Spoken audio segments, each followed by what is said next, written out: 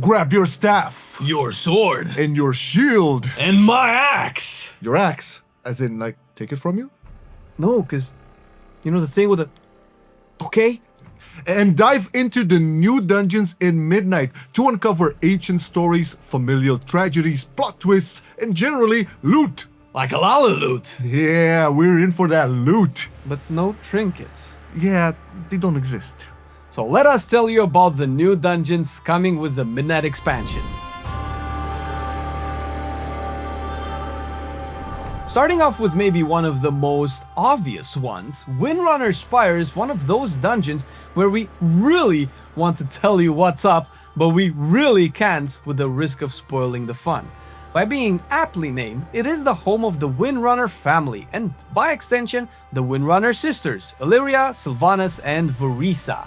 In this dungeon, you will be met with a very special elf that will walk you through their backstory and fill in the gaps of their relationship, potentially playing a big role into the characters of the three famous elf ladies.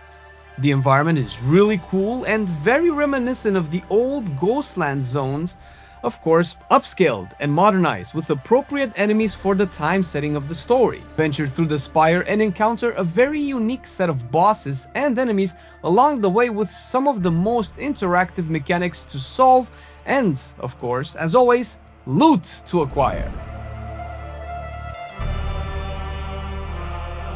Oh, relax. It was merely a setback. But not this time. Yes, this is the return to this dungeon, but I have to say, it is almost unrecognizable. And hey, listen, I won't spoil it to you, but this is where I imagine I would be whenever I was dreaming of getting that wizardry letter to invite me to a super secret school of witchcraft and wizardry. The Terrace is under Blood Elf control, thank you very much, but something is happening here, something that we need to continue our journey in stopping Xal'atath's plans, and we have to break in at the expense of the station Blood Elf guards. This will be your first real taste at what it will take for us to be able to save Silvermoon from the enemies we will eventually have to face. Journey from the libraries of the Terrace all the way up to its roof. Roof? Yeah, roof. Is that what they call it? Okay, it's a magical roof. Now, leave me alone. Where was I? Oh yeah, all the way up to the magical roof to stop the dreadful Dominar.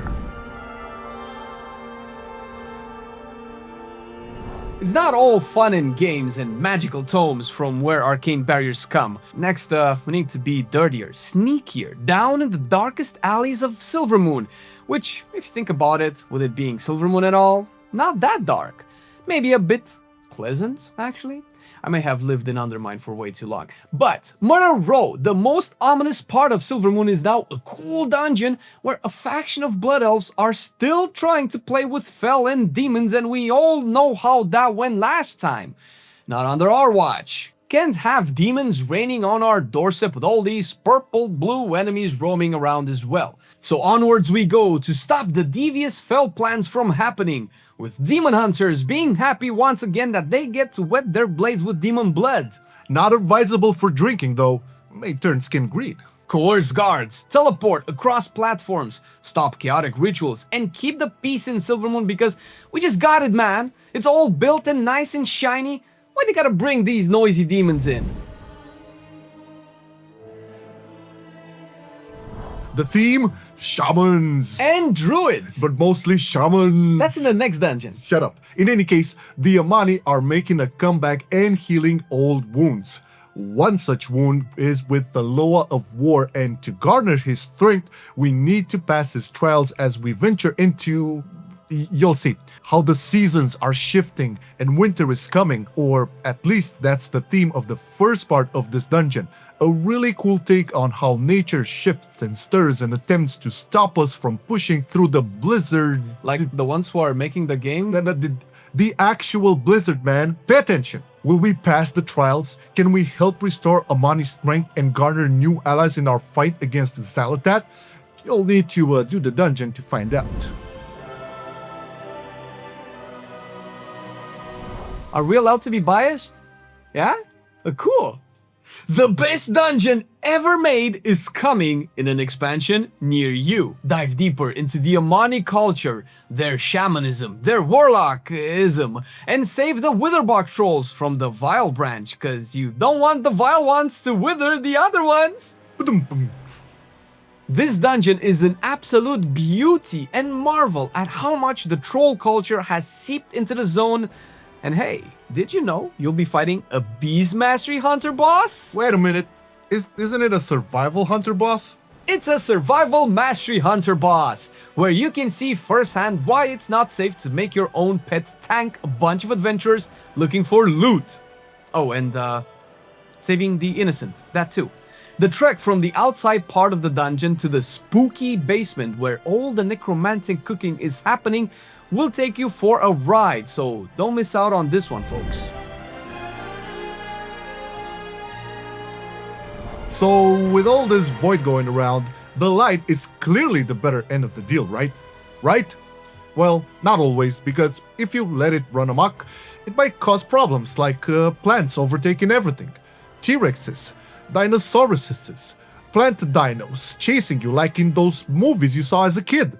This dungeon has everything. No, really, a council boss where you fight 3 enemies at a time, the aforementioned dino plant, a plot twist that will not be disclosed, and finally, a big, light, corrupted tree. Because if we learn anything so far, kids, is that you need to take things in moderation, even the light. Take a break from all the blue and purple of the void and cleanse your eyes with some warm colors and see what the Horror have to contend with if we will not help their cause. Delving into dungeons is not all fun and games, you know, unless you are Voidscar Arena owner Charanos. Charanos? Because, what, the Void cannot have fighting pits? And fighting in the pits you will for the first part of the dungeon as we try to make our way and stop this insidious Dominar and his choice of entertainment. We have every type of enemy here. Sethrak? Check. Tuskar? Check, check, check. Ogres? Oh, you know we got 'em all, brother. Have a little fun. Stop worrying about plot twists, histories, and deeper meaning. Sometimes, we just gotta take the fight to the enemy, and that's what we are going to be doing in Voidscar Arena. It's tough fighting an almost all-god level threat and trying to outsmart her at every step. Sometimes that doesn't go as planned, right? In Nexus-point, we wrestle with loyalties and fend off the Void and the Shadow Guard at the same time. Magical technology and Void powers seem to go pretty well together, and definitely not in our favor. Can you reason with the Void? How about its corruption? What will this war take to win or claim as a sacrifice? The stories in Midnight hit a climax with the new approach to dungeons. And you will definitely want to be there for when the plot thickens.